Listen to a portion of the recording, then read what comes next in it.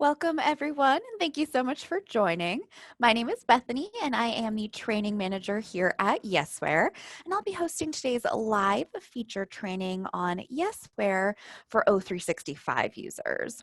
So, if any of you are Gmail users, we do have a training on Tuesdays that you can join, but this one is specifically for those of you who are using O365 as your email platform. And today, we're going to go over how you can get started with Yesware to build genuine, strong business relationships and boost your productivity. The features I'm going to show you how to use will be our email tracking, meeting scheduler, templates and campaigns, and then we'll close things out with the Salesforce integration for folks with the Yesware Enterprise plan at the end of today's call. And to keep things running smoothly, everyone has been muted upon entry. So to ask any questions, which we certainly welcome, you're just going to want to type them into the Zoom menu bar. There's a little Q&A section in there. And I'm going to take a couple moments after each feature to check in and see if there are any questions relating to that particular feature. So we'll take it feature by feature in terms of questions. And then if you have any questions that are maybe more troubleshooting in nature, you'd be better served reaching out to our support team. And you can get in touch with them at support@yesware.com, or you can give them a call at 1-855-YESWARE. And before we dive into the training, I do want to note that this training is going to be shown on the desktop version of Outlook. But with that said, if there's anyone who wants to see the web version of Outlook, just let me know in the Q&A and I can pull that up at the end. And definitely make sure to pay attention as we're talking about these features throughout the training because the functionality is exactly the same. It's more just a matter of trying to find the buttons in the web version of Outlook. There's a bit hidden in there. So definitely make sure that you're paying attention throughout the training, and I can always pull up where the buttons are at the end. And now for brand new Yesware users, once you have added the Yesware add-in, you might be wondering, where is it? And that is a totally solid question. If you've never used an O365 add-in before, you're not going to know how to find them. So to find Yesware, you just want to click on an email. It doesn't matter if it's incoming or outgoing. But once you've clicked on an email, all of your O365 add-ins will show up here in the right-hand side of your Outlook ribbon, Yesware included. And your very first step is going to be to click the Open Yesware button. And this will open up Yesware's sidebar, which gives you access to all of Yesware's features. So you have the tracking feed, which we'll cover, the Salesforce section for enterprise plan holders, which we'll talk about. There's this tasks area, which relates to campaigns, also something that we're going to be chatting about today. And in the menu section, you have your campaigns dashboard, as well as the area to manage your templates, which we'll talk about, and meeting scheduler. There's also this reporting section, which we are not going to cover on today's call, but I wanted to point it out because there's some really valuable information there. And I would definitely say, as you're getting started, to take a few moments and check those reports out and see what's available to you. You're also going to want to go to the My Preferences area and just read these little blurbs here and set your toggles for what makes sense for your own personal workflow. And I always recommend to click this little push pin icon here in the sidebar. And this helps you keep that sidebar open so that you don't have to keep hitting the Open Yesware button. And now within a compose window, you're going to see some extra buttons over here that didn't used to exist here previously. And again, you'll want to click the open sidebar button because this opens up a sidebar within the compose window, which gives you access to some of our features. Again, you've got the Salesforce area, meeting scheduler is in here, which we'll talk about. There's response insights, and then the tracking section. And if you are on a Yesware Enterprise plan, which means that you have the Salesforce integration, you just want to make sure that you're going to the Settings tab here under Tracking and turning on the Salesforce toggle. And I would also recommend using the push pin icon here within the the compose window sidebar Again, just so that it's open. And I actually think there's some other value to it, which we'll talk about in just a few moments. All right, so now that you've sort of gotten the lay of the land of your new inbox and set up your toggles and pinned all the sidebars, you can get started using Yesware. And the very first feature to talk to you about and show you how to use is our email tracking feature. And what I mean by email tracking is the ability to send an email to a recipient and then be able to tell when that recipient has opened your email so that you're then able to plan and prioritize your follow-ups around that. And the way that we are tracking our emails is by inserting a singular pixel. It's so tiny that it's invisible to the naked eye. So we insert that pixel, send your email, and when the recipient opens your email, the pixel loads, and we'll give you a notification here in the sidebar to say that, so-and-so has opened this email. Now, in order for Yesware's email tracking to work, there is something that you need to do, and that's to hit the Send with Yesware button instead of hitting the regular Outlook Send button. And I fully acknowledge and admit that it's going to be a bit of a workflow change that you'll have to get used to. But in order for us to add that pixel into your email, you're going to have to hit the Send with Yesware button. And then we'll insert the pixel, send your email, and the recipient takes it from there. But if you find that the Send with Yesware button ends up being just, a huge barrier to success, if, you can't get yourself to remember to do it, there are a couple other versions of Yesware that you might qualify for.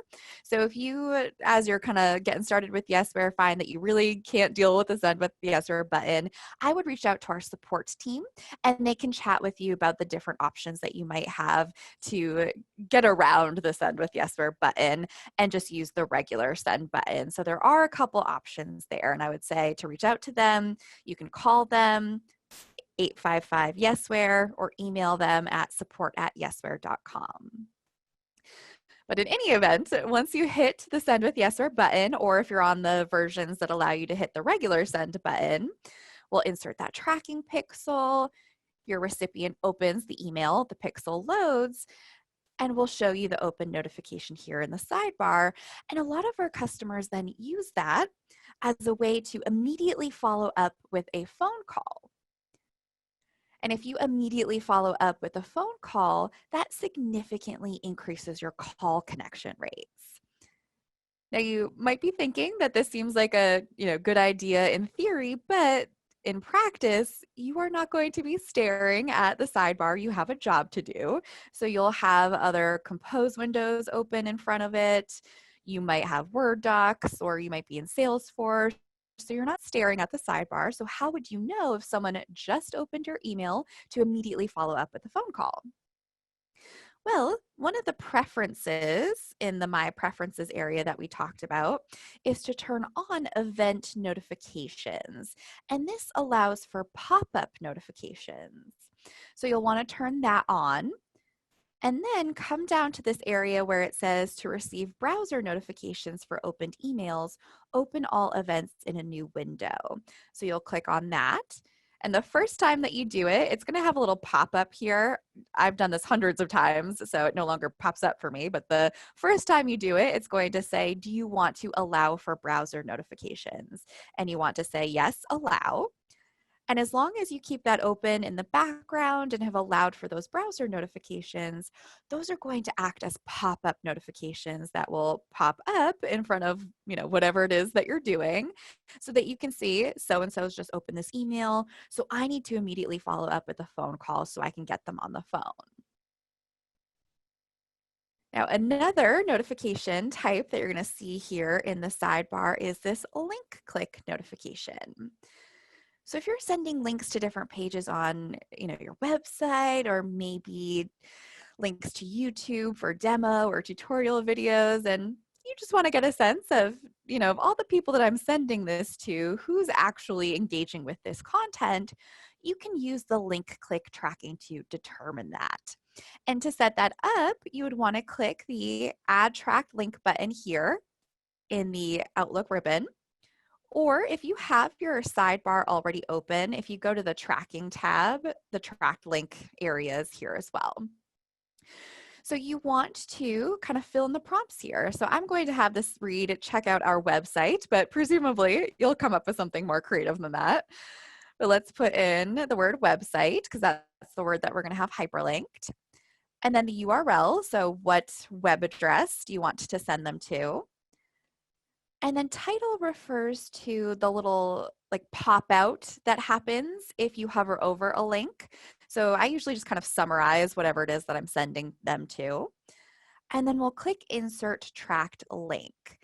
And you'll notice it's inserted the word website hyperlinked, but we've actually changed the underlying URL here to this t.yesware.com, a bunch of different characters, and then the actual web address that I've entered. And that's how we're tracking those link clicks, by just changing it slightly. So when your recipient clicks on the link, we'll show you here in the sidebar. If you have pop-ups enabled, we'll do the pop-up. And a lot of our customers use that as a way to prioritize.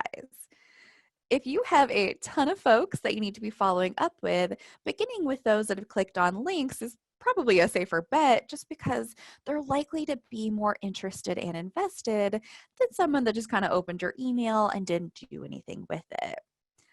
And I've also seen folks come in and use this almost like a call list, where they'll scroll to yesterday's activities and just go through and, call everyone who's clicked on a link. Now, I will say, as sort of a best practice alert here, in the text to display, you always want to put a word, like I did with the word website, as opposed to writing out a URL. And the reason I say that is simply because we are changing the underlying hyperlink. So some spam filters will notice that discrepancy there and send your email to spam. So to avoid that potential complication, I always say just put in a word here and you should be good to go. And then, of course, remember that you need to be hitting the Send with Yesware button if you have that. Now, you're also going to see here in the sidebar that we have this third notification type. This is in reference to attachment tracking. And as of right now, attachment tracking is only available in our templates feature. So we'll actually talk about this when we get to templates, but I wanted to point it out just to kind of acknowledge that there is this third notification type. This is actually in the works to get to be available within a compose window, but as of right now, you can only do it in templates. So we'll tackle that in just a few moments. But before we get there, let's say that you sent an email last week and you think to yourself, I cannot for the life of me remember whether I saw a pop-up notification for this. And, I don't want to scroll through this feed over here. So how would I know whether or not that email from last week was opened?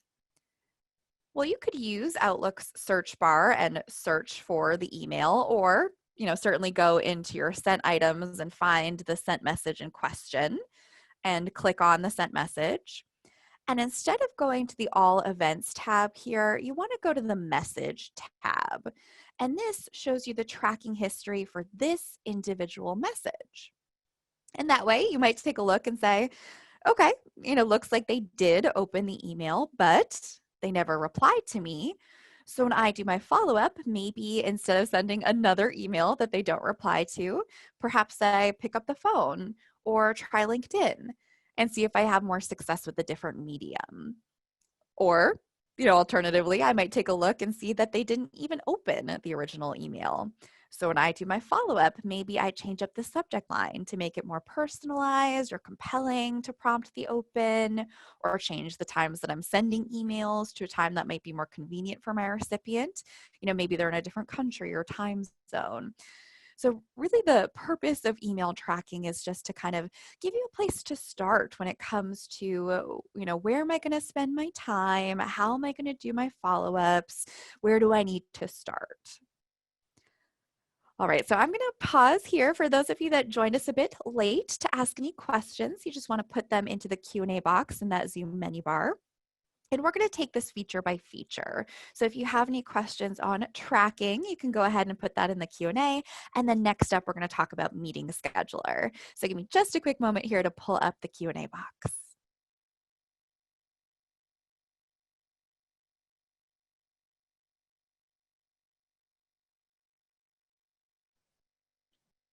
All right, don't see any initial questions jumping out at me, but let me just give it another couple seconds just in case.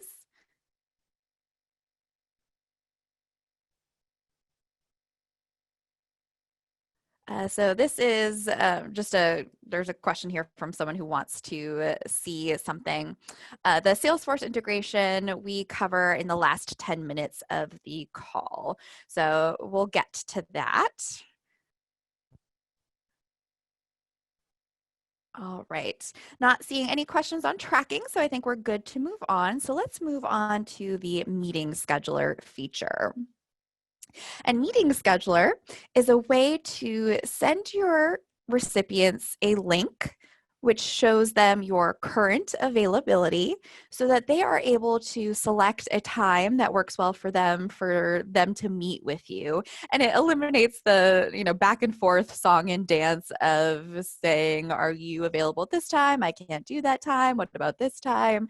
So really streamlining the meetings booking process to save yourself time on that, and also skipping a whole step so that things happen faster and you can get meetings booked more quickly. And meeting scheduler is located within the sidebar here with this little calendar icon. And you have a few different options. You can send just a sort of general availability link. And then you can create specific meeting types for the types of calls and meetings that you're having with some degree of regularity, so that they're already set up with the title, the time frame, the agenda items, the dial-in details. So that's all set up for you. And then you can also do custom availability, which allows you to create a link for this one individual in this email and shows them select individual specific times you've chosen for that person. And there is a little bit of initial setup that's required with Meeting Scheduler, but once you've done it, it's done. And to get that started, you can either go to the little gear icon here next to Meeting Scheduler, or in the menu section of the inbox sidebar, you can go to Manage Meeting Scheduler. Either one brings you to the same place. But this is where you can set the parameters for your meeting scheduling links. And we want to first start with the My Calendar link, which again is sort of the general availability. And we'll click Edit Details. And I won't read all of these prompts here, but essentially you want to go through and fill out all the prompts. And if you have any questions as to what these things are, if you hover over the question marks, they'll give you some information about what they are. But you can set, working hours, put in any kind of buffer, and do a little welcome area here. And once you've set all that up, you can save it. And now the general availability link is all set up, and a lot of our customers then take it and copy it and put it into their signature so that folks can just go into the signature and book meetings directly from their signature. And then My Meeting Types let you create specific different types of meetings for the types of meetings that you have. If you're a sales rep, maybe you want to do discovery calls or product demos. If you're in CS, maybe you want to do trainings or quarterly business reviews. But you would set it up so that it has the time frame, has the title, the dial-in details, agenda items. And to do that, you'll click Create Meeting Type. And I'm actually going to walk through this one with you. So let's do one for a product demo. So for meeting type name, I'm just going to say product demo. And for a product demo, how long do I want this call to last? So I'm going to say 45 minutes. Meeting location, this would be, dial-in details if you have them. This seems less likely right now in the current environment, but if you are doing in-person meetings, an address. If you have like a 15-minute quick connect, you might write something like, I'll call you in here. So the meeting location is really just, whatever makes sense. Meeting description is going to be, agenda items. Maybe you want to just do, a sentence about what this call is going to be about. And meeting link text to display is a word or a phrase that will automatically be hyperlinked with the meeting scheduling link. So I'm going to change this to click here to schedule a product demo with me, because that's the type of call we're putting together here. And the direct URL to meeting is literally the link. So you get to create the actual link. So I'm just going to throw in product demo in here to make it obvious what this meeting is going to be. And then in the advanced settings, if you have more than one calendar on which you are listed as an owner, you'll see all your calendars here so that you can select which one you want this meeting to book on. And we'll go ahead and click Save Meeting Type. And now, in addition to the two that I already have, we now have this third meeting type here. And now that we've got this all set up, how do we use them? So let's hop back into the inbox, and I'm going to open up a compose window. And let's say that someone reaches out to you and says, hey, Beth, can we set up a meeting? Sure thing. That's pretty general. I don't necessarily know what type of meeting they want to book, so I'm just going to send them the My Calendar link by selecting it, and it hyperlinks it. And when they click on this, they get sent to this kind of welcome page with all the different types of meetings that you've set up so that they can select which type of meeting works best for them. So let's say they want to do a product demo. And this shows your current availability, so it does update. It shows it in their time zone based off the working hours that you put together when you created your meeting scheduling link. And it's set up with the time frame, the title of the meeting, and they will select a time that works well for them and go from there. Now, if someone reaches out and says, hey, Beth, can we set up a product demo? I know what type of meeting they want to set up, so I'm just going to send them the product demo link, and it hyperlinks the phrase that we've pre-selected. And when they click on this one, it bypasses that first sort of welcome page and just sends them directly to the product demo page. Now, if someone reaches out and says, hey, can we set up a product demo? And you start kind of thinking about it and looking at your calendar and think to yourself, assuming a normal sales cycle follows here, if I can get this product demo done this week, I think that I can close this by end of quarter, and this will be the one that puts me over my number. So I really need to make sure that this happens this week. I don't even want to give them the option to schedule next week. So I'm going to click the Select Custom Availability button. And this lets me create a link for this one individual and just choose times that I want to give to them. So for the meeting title, I'm going to say product demo for, whatever company. I'll choose the length of time I want that meeting to be, put in my dial-in details and agenda items, and then say, okay, I just want to offer these times. And we'll click Share Custom Times. And it writes it out for you, but you could, delete that out if you wanted.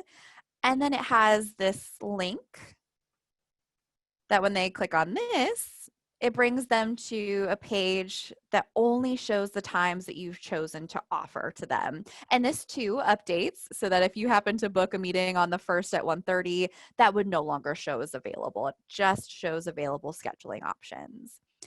And then for any of these links, if they select a time, they'll get a calendar invite. You get a calendar invite. And then you'll also get an email from Yesware just to say, hey, you've got this new meeting scheduled so that it's, on your radar. And then if you're on the enterprise level plan and you have the Salesforce integration, the event will sync back to Salesforce, assuming that the recipient is in Salesforce. All right, so that is Meeting Scheduler. Any questions on Meeting Scheduler before we move on to templates? I think I saw that we had one come in, so let me just pull up the Q&A.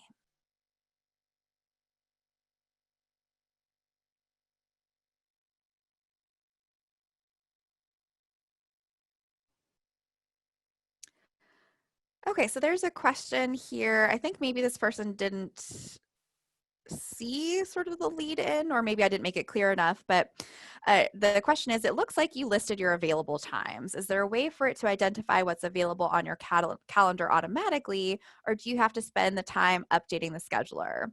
What if one of the times gets scheduled? Does that time no longer show as available? So for the custom availability link, let me just pull that back up. For the custom availability link, yes, you would choose the times that you want to offer. Again, you would do that if you didn't want to offer times later. But for the My Calendar link or any of the other scheduling options, it shows your current availability on your calendar. You do not have to select times that you're available. So I apologize if that wasn't obvious when I went through these other kind of stages here. But yes, you only have to choose the available times for the custom availability. And like I said, if it shows your current availability. So if someone happens to book a time, that would no longer show as available. And then again, someone has asked, will it create as an activity or task in Salesforce? Yes, it will sync over to Salesforce, but it syncs over as an event, just the same way that any calendar event would in Salesforce. So it shows as an event. It will live in the open activities until the date and time has passed, and then pop down to the activity history.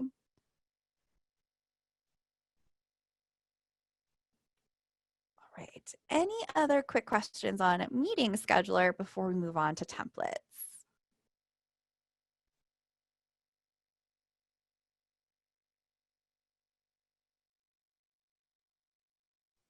All right, I think we're safe. So the next feature to show you how to use is our templates feature. And the best way to sort of think about templates is to think of templates as basically a central repository of messaging for your one-off emails so that you can maybe standardize some things across different teams if you have them, help you to save time on the things that you might be writing over and over and over again, but still leave a lot of room for personalization. And templates live in a couple of different places. What we're looking at here, this is the templates library, which you can get to either by clicking open templates in the ribbon or in the menu section here, manage templates. And then within a compose window, you have this add template button. And this gives you access to all of your templates so that you can choose which one you're going to use in this email. And coming back to the library here, when you first get in here, you're going to notice that there's this personal folder section under which you have a sample template folder.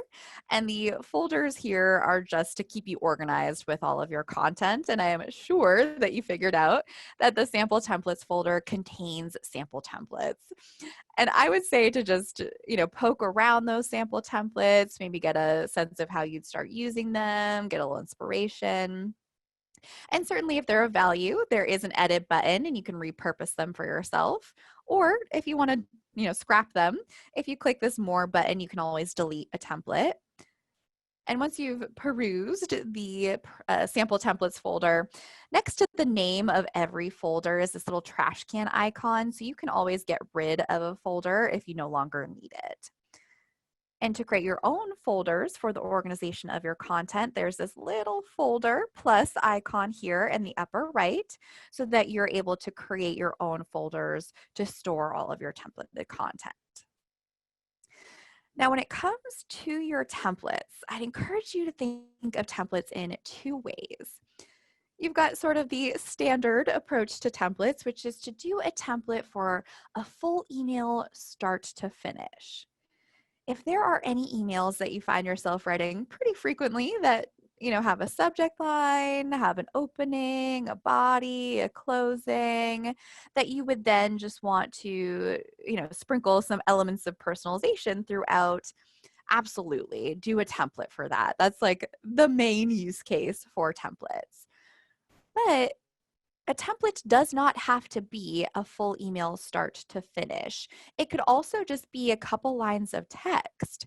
So if there's any questions that get asked of you pretty frequently and you find yourself writing the same answer over and over again, or instructions on how to do something, you can put together a template for just that.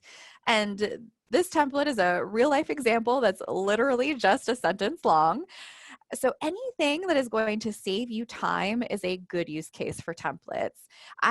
People would used to always ask me how to reassign DocuSign signers, and I could never remember the language. So I'd always have to go into my sent messages and search where I'd last written it and copy it and paste it. And so one day it just kind of occurred to me that, oh, I can do a template for this. And it saved me tons of time on having to dig through old emails to remember how to reassign the DocuSign signers. So a great use case for templates is instructions or answers to questions. And when you're ready to create your own templates, you just want to click on the blue New Template button here in the upper right. And your very first step is to name the template. Then choose what folder you want this to live in. If you're doing a full email that requires a subject line, you can put one in here, but a subject line is not required to save the template. So again, if you're just doing an answer to a question, you can skip right on over that. And here is where you're building out the body of your template. And yes, templates are great to save yourself time, standardize your messaging. However, you don't want your recipient to feel like they're getting a templated email. You really want them to feel like you've taken the time to craft this message for them personally, that you value the business relationship, and that you're not just sending out generic templated emails. So we leave room for personalization through the use of merge fields. And if you click this Insert Merge Field button, we have a few different options here. For those of you with the Yesware Enterprise plan, you can include a Salesforce field. And this is going to look at all of the fields in your Salesforce environment on your contact or lead records to help you automatically pull those in. And people typically use those for things like first name, maybe company or account name, job title, depending upon what you're reaching out about, and if you're keeping that field up to date in Salesforce. But again, anything that you want to have pulled in automatically from the contact or lead records. And then everyone, regardless of plan type, has these other two fields here. So text fields, I like to think of this like Mad Libs, but really it's just a sort of fill in the blanks that you would then come back to and fill in later. So maybe you want to do some LinkedIn research to make it super personalized, or just use it as a placeholder to insert times that you're available or a value add. And then drop down fields let you create a predetermined list of things that you would then come back to and select from later. So maybe you have different plans or packages that you offer, or maybe you are an SDR and you're paired with two different AEs. You might have a handoff email that you do where you say something to the effect of, hey, it's been great working with you. I'm going to hand you off to. And then depending upon which AE this account is going to be assigned to, you can just pull from the drop down. And then maybe have one for related pronouns to say you're in good hands with him or her. So you can get kind of creative with those drop down fields. I enjoyed them. In terms of formatting, you have the same options that you would have within a compose window, since we're replicating that compose window flow, including inserting images.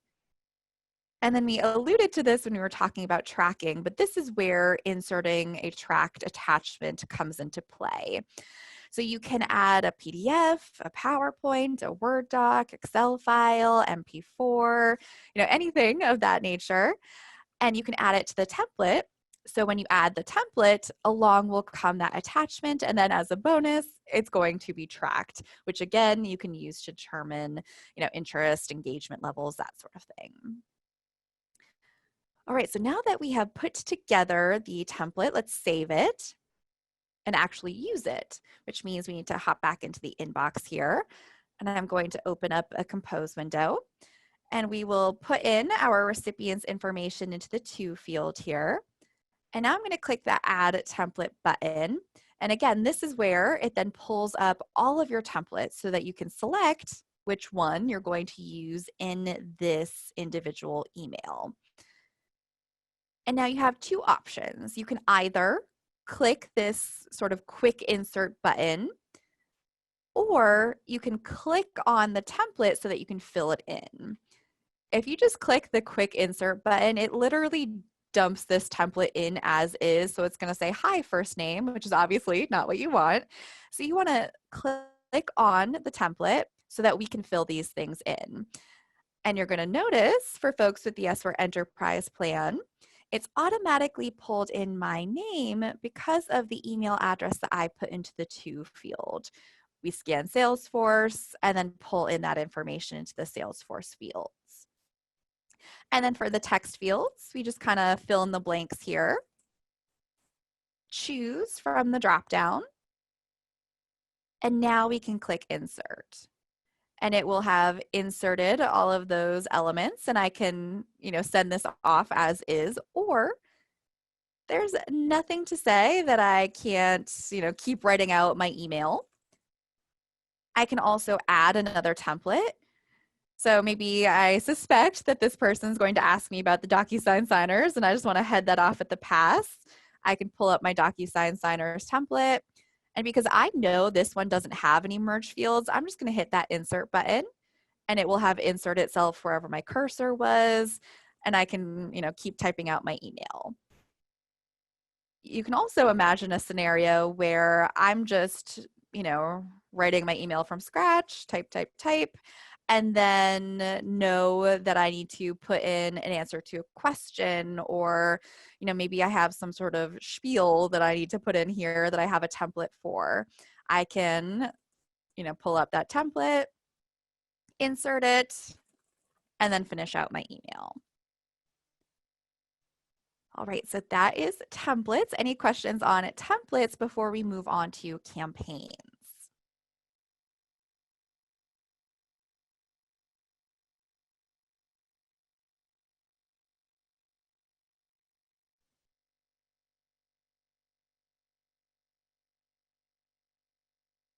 Don't see anything. Let's just give another couple seconds just in case. All right, looks like we're good. Okay, so let's move on to campaigns. And before I dive into the campaigns training, I just want to make a quick note that this is just going to be sort of a quick high-level overview of how to put together a campaign. We do have a much more in-depth training on campaigns on Tuesdays that you can join, but this one is just going to be sort of a quick, how do I put together a campaign? The session on Tuesday is 45 minutes unto itself, so as you can imagine, it's much more in-depth. But with that, campaigns is essentially just a way to kind of create a game plan of how you want to reach out to and engage with your recipients, whether that means phone calls or emails. And then you can kind of string together a series of things, or maybe just make it a single item. But we'll then automate that for you and help you to stay on top of any manual things like phone calls. So it's just a way to map out how you intend to reach out to and engage with your recipients, and then we'll automate it for you. And campaigns, just like templates, live in two places. You've got the campaigns dashboard, which we're looking at here. And to get to that, you can either use the kind of quick access toolbar here, or if you're in the sidebar, you can click send a campaign. And the other place that campaigns lives is with this tasks section of the sidebar. This shows you all of your call tasks if you decide to include calls within your campaigns. If you just do email campaigns, you never have to worry about the sidebar here. This is just for the call tasks, and we'll come back to this in just a few moments, but I wanted to point it out first so that way when I reference it later, you'll know what I'm talking about. So coming back to the dashboard here, this is where all of your campaigns live. And you can use them over and over again. So it's not like a one and done where you put it together once, send it out, and then can't use it again. You can keep adding recipients to it, and they exist in this dashboard until you choose to delete them. And frankly, the easiest way to talk about campaigns is to create one with you. So to do that, you just want to click on the blue New Campaign button here in the upper right. And you'll want to name it. It does default to today's date, but I always say to be very specific just because it's going to get very confusing in that dashboard if you leave them as the date. And the next piece of the puzzle here is to add your recipients. And I want to point out that yes, you can add recipients up front as you're putting together your campaign, but you do not have to. So if you'd prefer to skip over adding recipients and just, start on the touches and save it and then come back and add recipients later, that is also an option. With that said, I'm going to add recipients up front just to show you how to add recipients. The process is the same whether you're doing it beforehand or afterwards. Now, for those of you with the Yesware Enterprise plan, you can import a Salesforce contact or lead list. You can also search Salesforce for just an individual and add someone individually. And then everyone, regardless of plan type, can just type into the table here. So all the fields here are editable, and you can add rows and columns to get more data in there. Or you can upload a CSV file, and that's actually my preferred method and how we're going to do it today. And there they are. Our recipients are in. So let's come down to the touches section, because this is where you're actually building out your plan of how you want to reach out to and engage with your recipients. And we have two different touch types for you. An automated email is very much the sort of traditional set it and forget it email drip campaign type motion, where you're using this compose area here to pre-compose your email and then scheduling when you want that to be sent out, and we will send it out for you. Now, a phone call allows you to create your call script here, maybe just jot down a bulleted list of what you want to chat about. And then when the time comes for the phone call, this is where that sidebar comes into play. It creates a to-do card in the sidebar that you can click on the word call, and this is going to show you the call script that you've written or just the bulleted list of what you want to chat about here. For folks with the Yesware Enterprise plan, it'll also have the matching contact or lead record here. So if you need to have the phone number, it's going to be there for you, or you just want to see the activity history for context.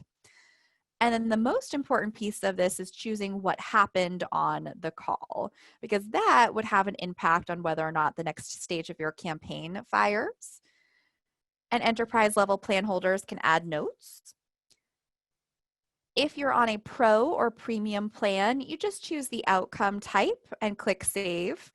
If you're on an enterprise plan, you choose the outcome, add some notes, and click save and log, which then lets you log the call to Salesforce.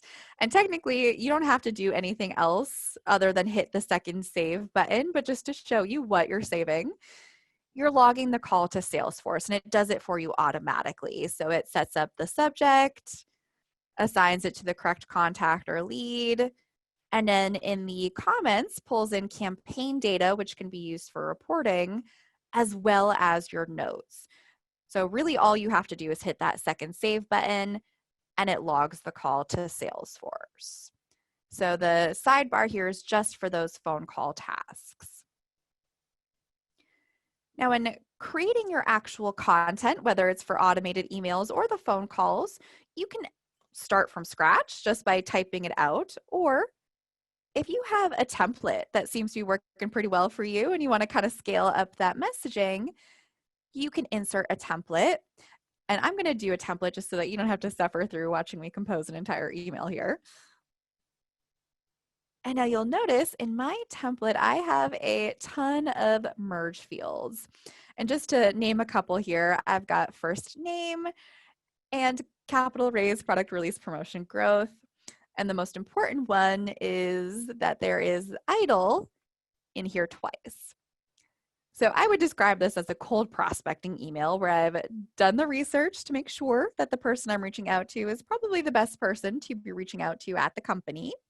And then I did a little extra to see who they're a big fan of. And that way I can kind of tie it back and say, by using our solution, you will be the Beyonce of your team.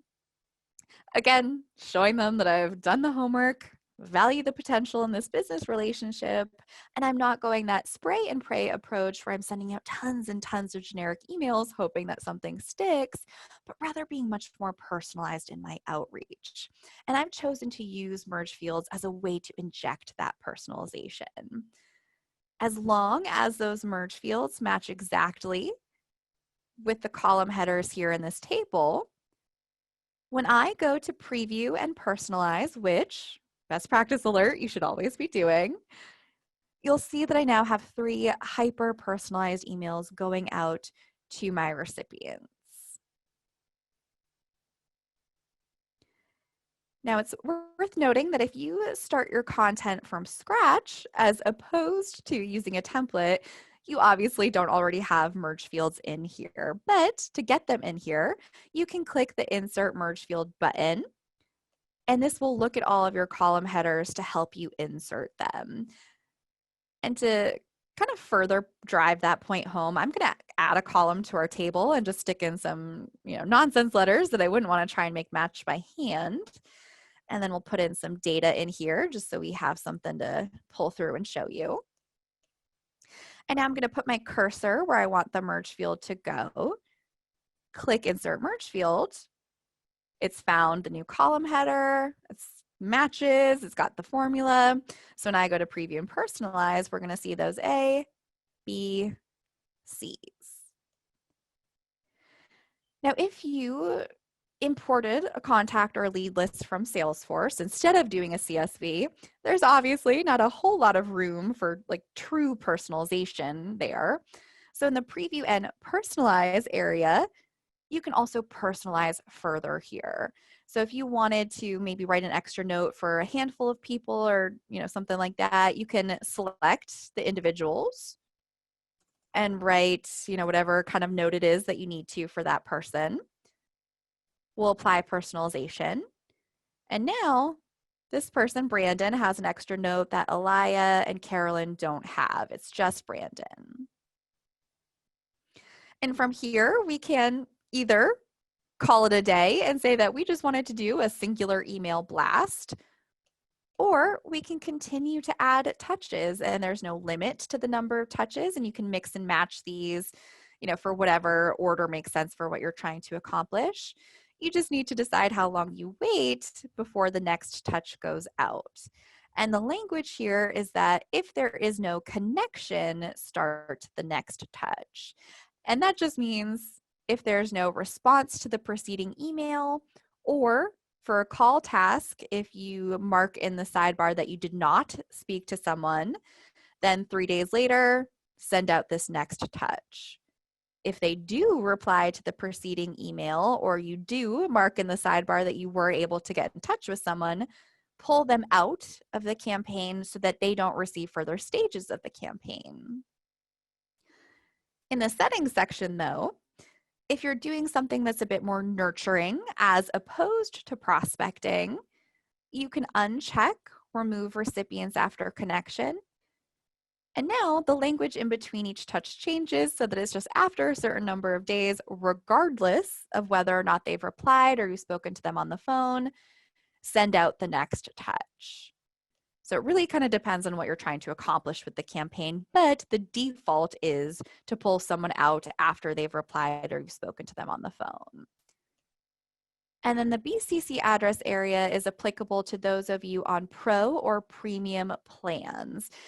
If you're on an enterprise level plan, all of your emails will automatically sync to Salesforce if they're being sent to someone who exists in your Salesforce environment. So you don't want to duplicate efforts by putting anything in here.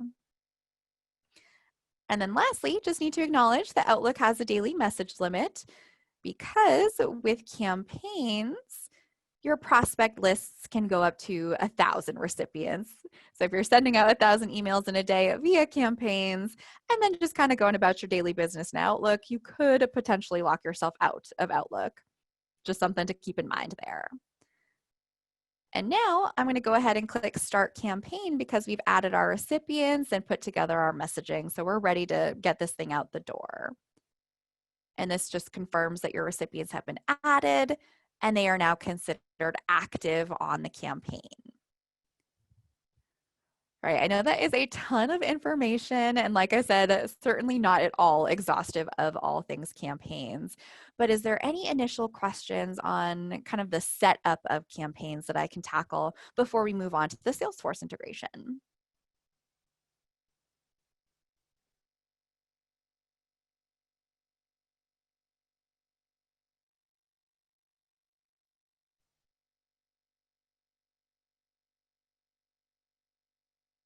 I know sometimes the campaigns questions are a little bit longer to type out, so I'll just give another couple seconds here. All right. So the last thing to cover with you is the Salesforce integration. So for those of you who are on pro or premium level plans, you can feel free to hop off the line. We're just going to talk about Salesforce going forward. And for anyone that remains, anytime you are sending out an email to a recipient who has an email address that matches an email address associated with a contact or lead record in your Salesforce environment, as long as in the tracking settings section, which we talked about earlier, as long as you have this toggled on and you're sending with Yesware, this email and the subsequent engagement with this email are going to automatically log to Salesforce so that you don't have to do it manually, because we all know how much we hate that. And then two, it's going to provide some visibility into your Salesforce organization because it's the entirety of the email that gets synced over, meaning the subject line and the body of your outgoing email, and the subject line and reply of the incoming email, as well as any notifications of link clicks, message opens, attachment views. All of that syncs over to Salesforce. And where it gets synced to is to the contact or lead record with a matching email address, and it will be shown in the activity history. So this is how it kind of presents itself here. Now, if it's a contact, you can also go to the account level, and you would see these things on the account level as well under the activity history. And if the contact has been assigned as a contact role on an open opportunity, it's also going to sync over to the opportunity. So bare minimum, if we're talking about a contact, it syncs to the contact record and the account record. And if the contact has been assigned as a contact role on an open opportunity, it will sync to the opportunity, the account, and the contact. And if it's a lead, it just syncs to the lead level because leads don't associate with any of those other objects. And what I've shown you is obviously in Salesforce Classic. If you're in Salesforce Lightning, it's the same. It just, displays differently because the two platforms display things differently, but it works the same. Now, as you are writing emails to your recipients, you're going to notice that if you have the sidebar open, that the Salesforce section pulls up this person's contact or lead record. So it finds the matching email address and pulls up the contact or lead record. So if there are, certain fields that you need to be checking out before you email folks, you can see those. If you just wanted to get a sense of, the context, or if there are any open ops, that's going to be right there at your fingertips when you need it the most. Now, if you're reaching out to someone who is not in Salesforce, we're not going to sync this email to Salesforce. We just don't have anywhere to send it because, again, we're looking for that matching email address. So even if you use the Send with Yesware button, even if you have the sync email to Salesforce toggled on, if this person doesn't exist in Salesforce, we're not sending this email to Salesforce. But the sidebar over here prompts you to create a contact or lead record. And this does two things. It lets you know that, hey, this person isn't in your Salesforce environment. So if you send this email, it's not syncing. And then B, do you want this person to be in Salesforce? If yes, it's reflective of your Salesforce environment, meaning that it's going to have your required fields. It'll have any of your custom fields so that you can just kind of go through, fill it out the same way that you normally would, and save it. And now this person's in your Salesforce environment going forward. So as you're sending out emails, the emails will sync to Salesforce. Now, the same thing sort of holds true in the inbox. If you have clicked on an email to or from someone within the inbox and you've got the Salesforce section of the sidebar open, it pulls up that person's contact or lead record. So if you need it for the context, it's there. Or, let's say you have an incoming email and you realize something about this person has changed. Maybe it's their phone number. Maybe they've gone from an end user to a decision maker. You're already on their contact or lead record. It's as easy as hitting the edit button, making the changes, whether it's to a phone number or we have in our Salesforce environment, this decision maker box. It's a custom field, but you can select that now that I know they're a decision maker. And now I've got really clean data in my Salesforce environment. Or let's say I get an email from someone brand new who says, hey, just wanted to let you know that so-and-so left the company. I'm going to be your new point of contact. Instead of having to, copy this person's email address, hop into Salesforce, paste it into Salesforce, search to see if they're in Salesforce, and then create a new contact or lead record for that person, we do what we can with that and tell you this person's not in Salesforce, pull in what we can so that you can kind of fill in the blanks, save it. And now going forward, this person's going to be in Salesforce. So all your correspondence back and forth will be in Salesforce. So the idea of the Salesforce sidebar here is just to give you a mini instance of Salesforce where you spend your most time so that you can have it easily accessible and where and when you need it. And you can click into any of the activity history to read that. You can click into ops to see them, click into the account level, create new tasks, new events, log calls, new opportunities, all right from within the sidebar. And then the last piece of the Salesforce integration is the calendar integration. If you want to sync calendar events to Salesforce, you want to click on invite attendees and put in the recipient, obviously. And then you can click on this Yesware button here, and this adds a sync address to the calendar invite. And when you send this off, it will then sync back to Salesforce to the person immediately preceding the sync address. So it would sync to Beth Baymore's contact or lead record under the open activities until the date and time of this event has passed, and then pop down to the activity history. And it's an event in Salesforce, the same way that any calendar event would be in Salesforce. Just a couple of things to keep in mind with the calendar sync is that you have to do it when you're creating the invite. You cannot do it retroactively, and you cannot sync incoming invitations. You can only do the outgoing ones at the time of creation. All right, so that is the Salesforce integration. Any questions on Salesforce before I let folks go?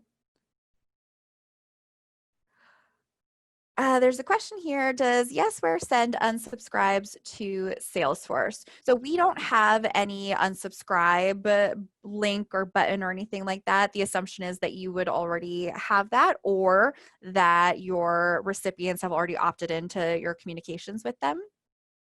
So if you have your own unsubscribe button that automatically syncs to Salesforce, whatever you were using previously, that should still work with Yesware. But we do not have one ourselves, no. Right, so not seeing any others. Oh, it looks like just a comment here. no other questions. If anyone has any other questions as they're kind of digging in and playing around with Yesware, you can feel free to reach out to our support team. And again, their info, if you didn't catch it at the beginning, is support@yesware.com, or you can give them a call at 1-855-YesWare, and they'd be more than happy to help, not only for troubleshooting matters, but also just functionality questions if you have them. All right, well, it looks like we don't have any other questions. So I want to thank everyone for your time and attention and the couple of really thoughtful questions that came in. And I hope you have a great rest of your day. Take care, everyone.